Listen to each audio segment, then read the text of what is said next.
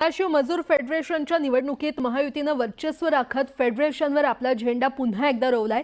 14 पैकी 11 जागा जिंकत महायुतीनं दणदणीत विजय मिळवलाय।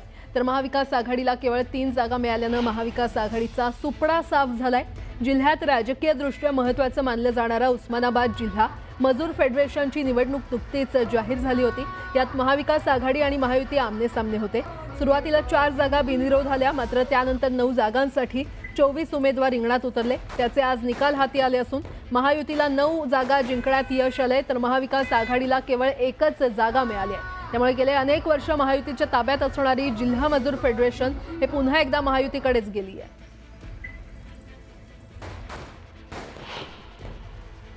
पॅनल होते, एक आघाडीचा आणि एक युतीचा असा पॅनल होता। त्याच्यामध्ये सर्वसाधारणमध्ये 4 जागा अगोदरच बिनविरोध आलेल्या होत्या।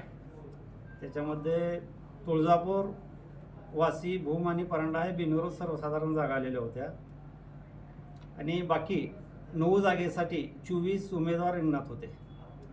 त्यापैकी आज आघाडीचं लोहारा मतदारसंघातून सर्वसाधारण गटातून 1 उमेदवार विजयी झालेले आहेत।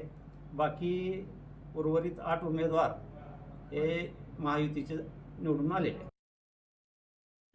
अमरनाथमध्ये काही